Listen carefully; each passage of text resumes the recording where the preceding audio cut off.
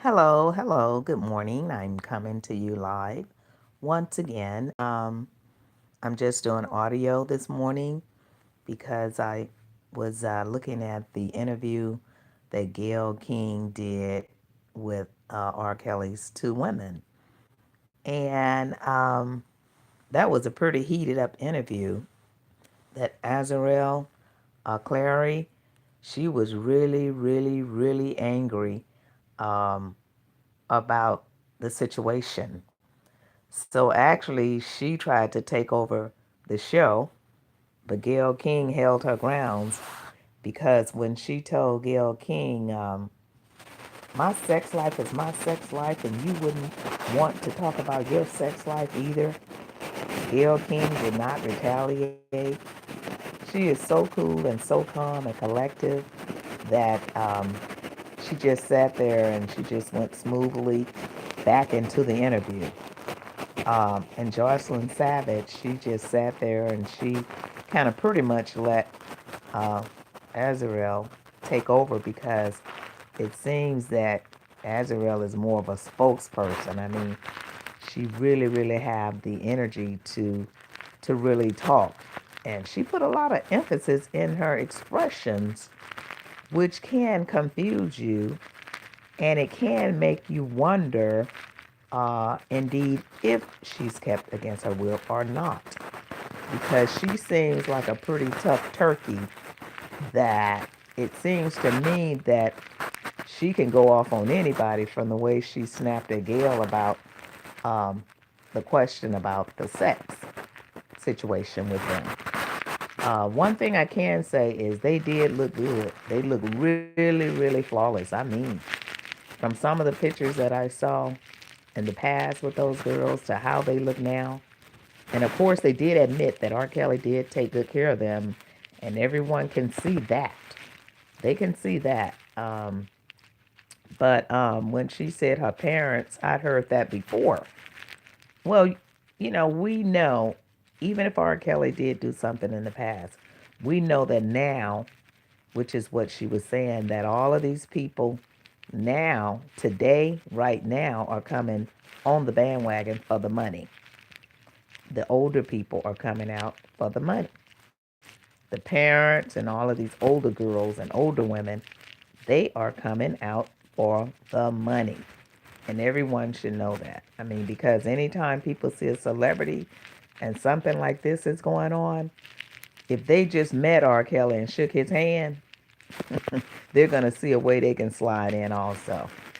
But back to the interview, those girls really, really, really had the chance right then on camera to say, hey, look, yes, we've been brainwashed. Cops come and get him. We don't want to be here anymore. But if they're brainwashed, they brainwashed really good because they had the chance to run several times that I've seen from the courthouse. Well, bag it up. Before the courthouse, I heard the cops went to their place and interviewed them. They had a chance then. They had a chance to run with the cameras in and out of the courthouse when he went in the first time for the second time. And they had a chance to run on camera with Gail King. They could have just stopped everything. And it would be nothing R. Kelly could do. It would be nothing R. Kelly could do. I mean, if he was this mean monster, this was their break to run. Well, they've had several breaks to run. So, I don't know. I don't know. And then I know a lot of people that they say have been brainwashed, and people come out of it. They come out of the brainwashing, especially when they have the opportunity, and one or the other will come out. So for two people to be brainwashed this good, this is really something. I've never seen two people to be brainwashed that have a chance to get away and they don't. Two people? I know that one, even even you remember the guy that I think it was up near Reno somewhere. No, it was Utah, I think, Utah, where this man had all of these wives. And then all of a sudden, I think it was one or two or some of them broke away for this cult. And ran away and got out of it. They got out of it, and this was a cult. This man had several wives. I mean, he married these young girls and had babies, and oh my God, he had a big cult going on. And no matter how these girls were brainwashed with that, they came out of it. And this was one big, big family, bigger than the family they say they have. And also in my business, when I was in California, I had a skincare clinic, uh, and for 20 years. And I had a client come in that was a part of a cult with a church.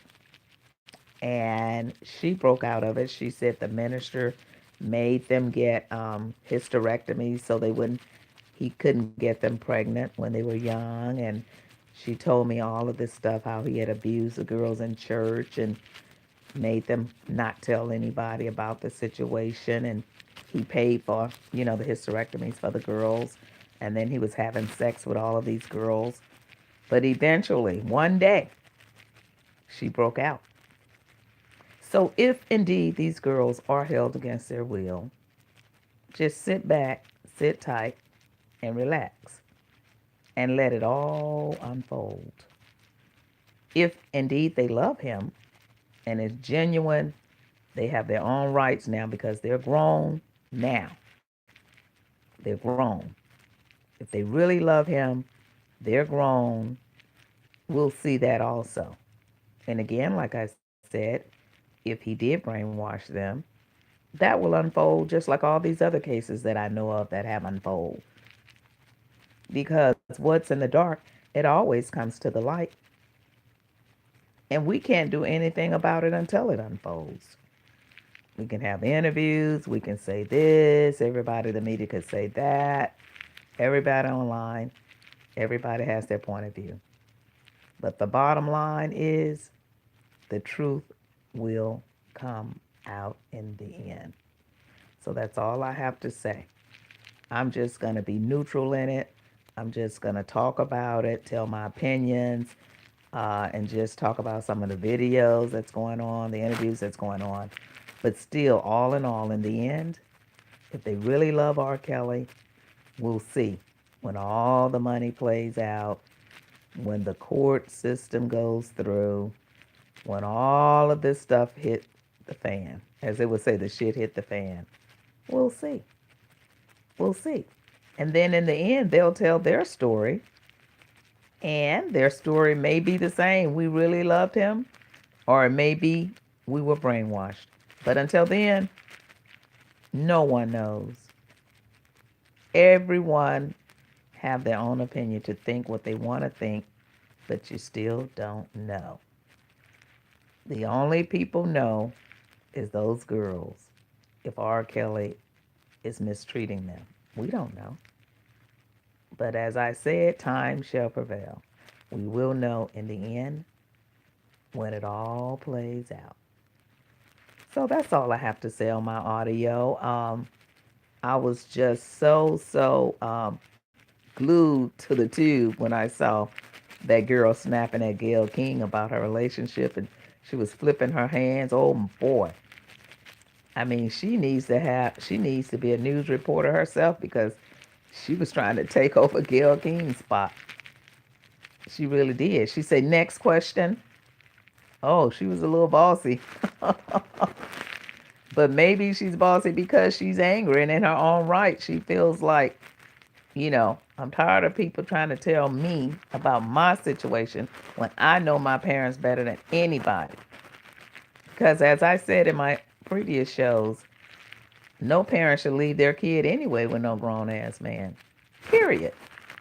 Period. He wouldn't have had the chance to get my daughter.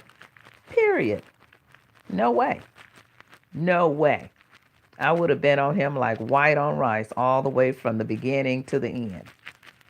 And that's the way I feel about it. So now, parents, when you let your kids go off like that to older people, and then indeed, if it is the case that they get brainwashed, that's on you because you supposed to protect your children until they get 18. It's just like if a kid drives your car and they have an accident in it and they're under 18, you're going to be responsible for that. You're going to be responsible because you allowed that kid to drive that car with no insurance or whatever. So that's what I'm saying. We can talk, we can assume. They can get interviews after interviews after interviews. They can say we both love him. They could say he treats us good. And we still won't know the truth until in the end. Or if they change and come out and say, we were brainwashed to say that. So this is what's making this case really, really interesting because it's kind of like a case that it's so mind-boggling. It's something that everybody want to know. Are you brainwashed? Are you not brainwashed? Do you really love him? Don't you love him? Do he really treat you good? Is he holding you in bondage? Or is he letting you be free? Nobody will know until this stuff plays out. Nobody will know until all the money runs out. You remember the song Bobby Womack? Nobody wants you when you're down and out. Nobody wants you when you're down and out. So when Rkelly gets down and out, then we'll see. Then we'll see if he gets down and out. We'll see if they really, really love him. So with that, I'm going to end my audio this morning. I just wanted to touch a little bit on that. It just really, it's just mind-boggling. All of this stuff is mad. It's really mad. And even in that interview when he jumped up and, oh boy, I saw anger. Now, if he gets that angry on those girls, ooh-wee, I think one of them would have ran away on the show because you can only take abuse so long. And somebody's going to break out. Like I said, that girl that came in my business in that cult, that church cult where the preacher made girls get hysterectomies so that he could screw them and they wouldn't get pregnant. She broke out. This is someone I spoke to personally myself. And that minister, that cult in Utah with all of these wives and had babies for these young girls, and they finally broke out. So if indeed this is true again and again and again and again, let the system play itself out. Let's see what happens. Because who are we to judge anyone? Who are we to judge anyone? Because a lot of people that are judging, if you dig the skeletons out of their closets, it could be worse situations. So with that, please click like and subscribe to my channel, and then I can bring you some more celebrity variety talk. Thank you for watching, or listening, I would say.